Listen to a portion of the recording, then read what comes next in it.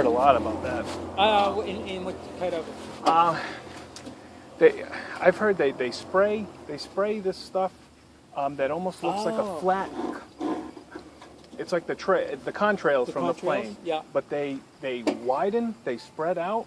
They look like they're, they don't dissipate like normal contrails would do. Yeah. They kind of like make a layering, a flat. Oh, I've heard of chemtrails. Right. That's the term. There's nothing in. Pilots. We have no. I don't know. Would be not probably civilian anyway, but I think.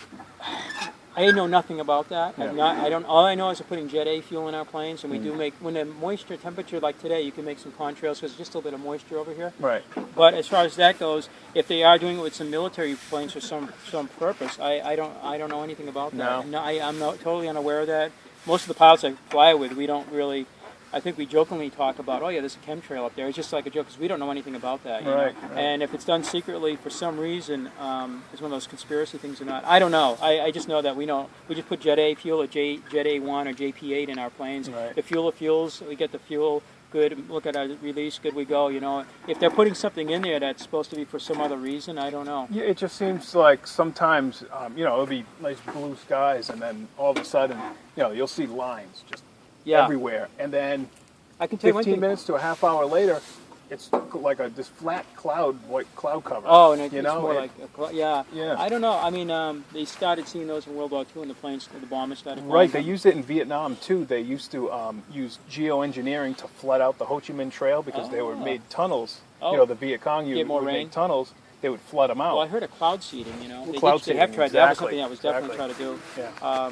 But if you see a contrail, the old rule of thumb is like, if you see a contrail and it stays in the sky for a while, you're probably going to have weather within 24 to 48 hours. That's just an old wives' and it works. Right. It works because the atmosphere is starting to get more moist. Like now, it's pretty dry. Yeah. But if you start to see contrails today, you could say in about a day or two, if they're staying there for a while, if they just dissipate quick, it's nothing. You're not going to get. Right. But if you see today a lot of that going across now at this time of day, all the European flights are coming into Boston, Chicago, New York. You'll see them coming over.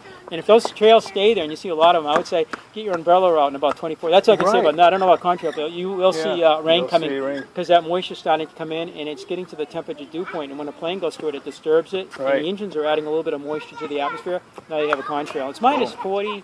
Minus 60, we can go as low as minus 65 degrees Celsius up there. That's pretty damn cold. That's our plane limit. If we get colder than that, we have to descend or go faster. By going faster, there's more friction on the plane. Yeah. Like the space shuttle, it doesn't get that hot though, but it warms it up. Actually, we can add thrust and also the temperature's back within our limitation again. But minus 65 is pretty cold. Yeah. And any moisture immediately turns to ice crystals. It's quite cold up there. Wow. People don't realize. Change the weather. Yeah, you go 5 miles from here, you freeze. You almost freeze. 6 miles, you almost freeze to death Yeah. up there. It's warm, beautiful here, but it's cold up there. Sure. Yeah, keep an eye on the TV shows, and that book is in there. But the other really good book, which you don't have, is that New England's Ancient Mysteries, and it covers Rhode Island, a lot about all the, Connecticut, all the things you talked about today. Okay. And that book, I haven't seen that for probably about 2 or 3 months. My wife says, it's hard to get a hold of him ever since Robert Cahill did pass away. He owned a couple museums in Salem, Mass. The Witches Dungeon and the Pirates, whatever it was.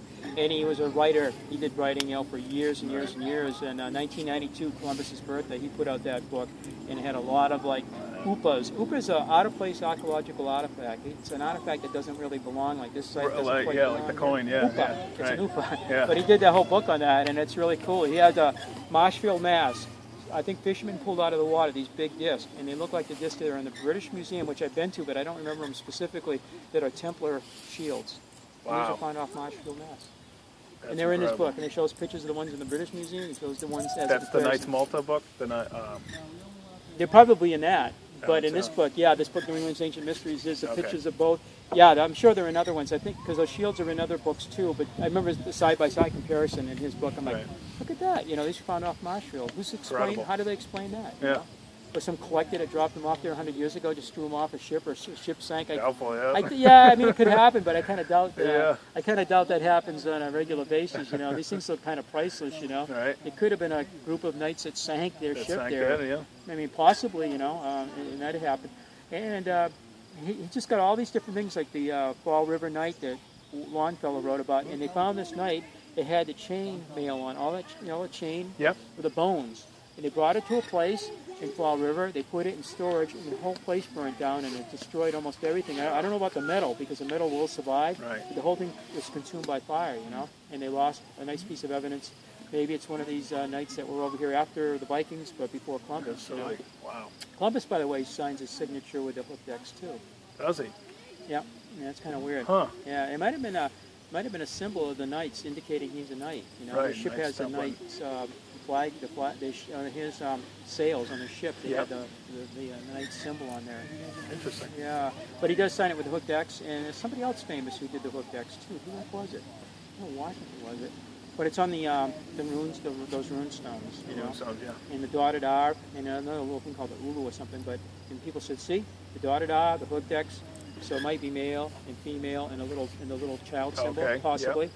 But maybe that's what it is. And they said, see that little hook? That didn't exist in the 1300s or 1200s or time of the Vikings. Right. And yet when they did a lot of investigation, they found the Larsen papers from Sweden, I think. In the island of Gotland, I think there's some markings over there that have the hooked X and the dotted R at that time period in the 1300s or whatever. So it would be kind of show that it is correct. Now there's a contrail there. I don't, and if it fades out pretty quickly, it's Then, we yeah, probably it get would be some- a regular yeah, contrail. regular weather. But if Right. it stays there, we might have some weather moving in the next 24 Yeah. hours. You know, it seems like it's maybe fading. That you one know? looks like it's fading, Yeah. yeah. But So sometimes I see them, they're just, and they're long too. Yeah. And And people wonder, I know that's come up on those TV shows, you know, about the chemtrails too. Right. But they did do cloud seeding, so I don't know, you know. if yeah, they're who trying to do knows some- what the, you know. They should be doing it over California right now. Right, They right. need it Give them a badly. little rain, yeah. My cousin's absolutely. my cousin in North Carolina, that whole area, they don't need any more rain.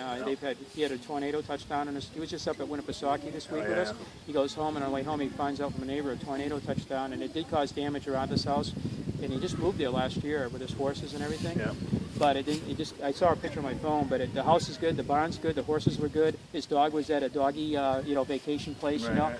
But I was like, oh my God, I hope your house is still there. That's scary, yeah. Yeah, but they got so much rain, 45 inches of rain this year. He said they've lost a couple bridges by him. So Yeah. that rain should go out to California. Yeah, yeah. It's Send it still that over- way. We don't want it anymore. I mean, Nope. we don't need much up here. We're doing pretty We're good. good. We're We're doing good. good, yeah. Yeah. It was awful nice Okay, talking all to you right, again. great talking to Yeah, you. watch the Okay. shows, enjoy Will the do. shows, and the movie will be out next year. Again, it's American Templar. American And we'll be Templar. advertising that probably around this winter, I would imagine. Yep. I don't know how big of a release it will be. Right. It might be one of those small release movies. I don't know. It's 2 hours long, though. So. Okay, I'll keep an eye out for it. Okay. Yeah, good Thanks to a talk to lot. you. All right, bye. Take care of those pretty rocks. Oh, you will. Take Thank care. you. Bye-bye.